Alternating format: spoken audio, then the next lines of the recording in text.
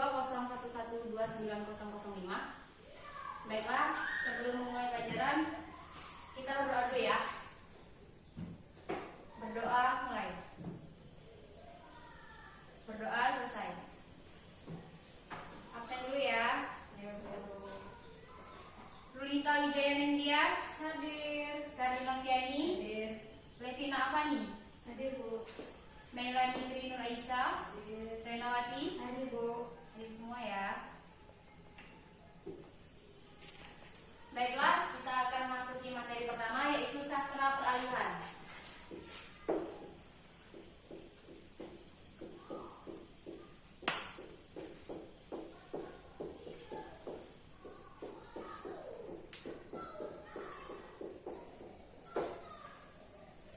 Sastra peralihan yaitu sastra yang di dalamnya terdapat peralihan dari pengaruh Hindu ke pengaruh Islam.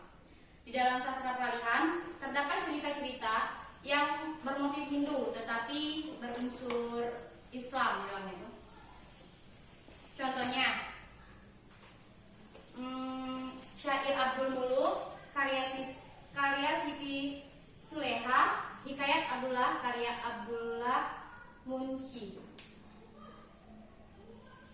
Ciri-cirinya, ciri-ciri sastra peralihan: 1. Tokoh. Di tokoh dewa-dewi, bidadari yang turun dari dunia untuk menjadi anak raja. 2. Kelahiran tokoh-tokoh utama biasanya lahir secara ajaib, disertai gejala alam luar biasa, lahir bersama senjata sakti. Yang ketiga, anak raja biasanya membawa tuah yang menjadikan negeri makmur, aman, sentosa. Yang ketiga, akhir cerita diakhiri dengan tokoh utama yang berbahagia bersama istri-istrinya. Yang kelima, petualangan setelah mengalami masa damai bersama orang-orang tuanya. Tokoh utama biasanya melakukan petualangan yang luar biasa dan memperoleh hikmat-hikmat yang luar biasa. Yang keenam, petualangan itu terjadi karena beberapa sebab. Misalnya, difitnah, diserang Garuda atau naga, mencari putri yang ada di dalam mimpi, diculik, dan sebagainya. Baiklah, kita memasuki materi yang kedua. Materi yang kedua yaitu Balai Pustaka.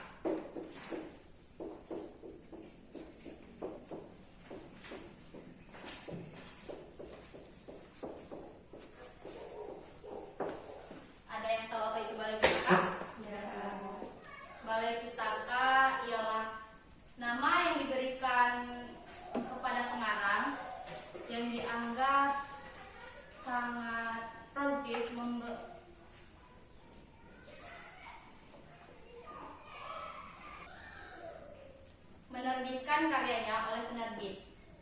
menerbitkan karyanya oleh penerbit Balai Pustaka pada tahun 1920-an. Di antaranya adalah Nur Sultan Iskandar, Abdul Tulis, Marah Rusli, Muhammad Kasim, dan Merari Siregar.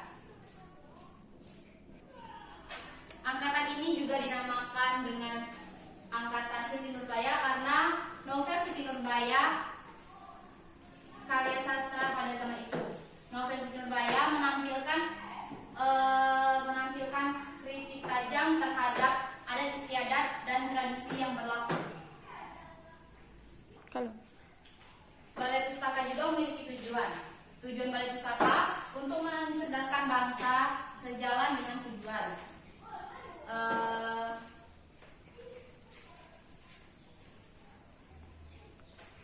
ketransmigrasian dalam rangka menikmati kesejahteraan, transmigrasi, dan masyarakat sekitar, pembangunan daerah, dan persatuan dan kesatuan bangsa.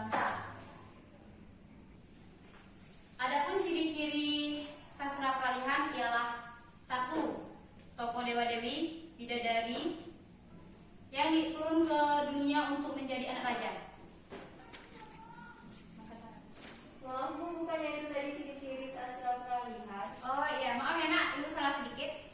Jadi ciri-ciri angkatan balai pusaka itu: satu, gaya bahasa menggunakan perumpamaan klise. Terus kedua, alur yang digunakan sebagian besar alur lurus. Namun ada juga yang mempergunakan alur sorot balik. Misalnya azab, sengsara dan di bawah lingkungan Ka'bah. Yang ketiga, teknik penokohan dan perwatakannya menggunakan analisis langsung. Yang keempat, bersifat didaktis.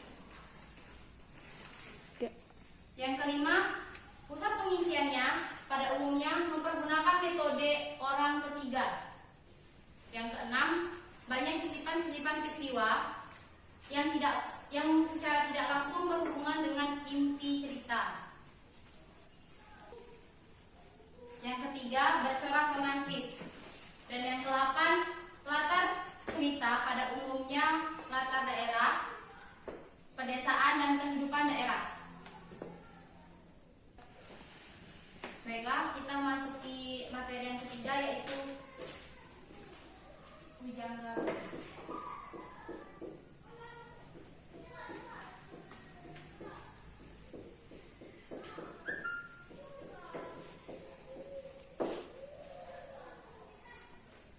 Pujangga baru merupakan tempat berkumpulnya sejumlah pengarang yang memiliki keanekaragaman suku bangsa, agama, kepercayaan yang terbesar di seluruh Indonesia. Ciri-cirinya ada dua. Yang satu, ciri-ciri struktur estetik, dan yang kedua, ciri-ciri estetik.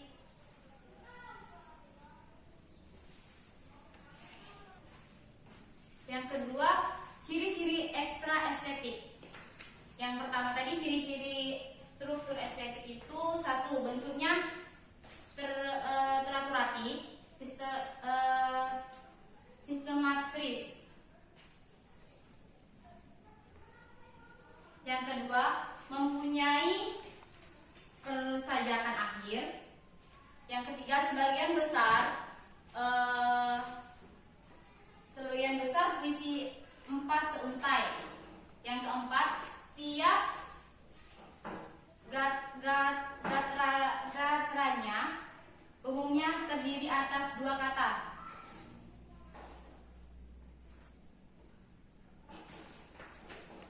Yang kelima, gaya ekspresinya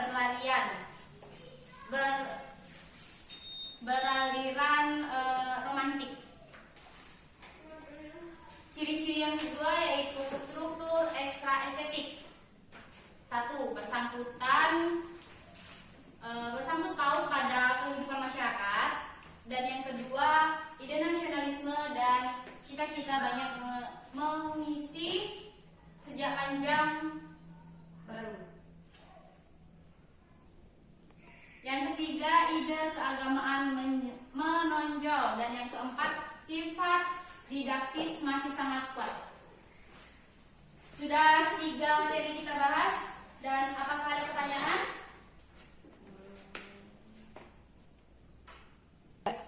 Bu, saya ingin bertanya. Oke. Apa tujuan pujangga baru? Baiklah, akan dijelaskan tujuan dari pujangga baru. Tujuan pujangga baru ialah untuk mengetahui tentang angkatan 30-an atau angkatan pujangga baru.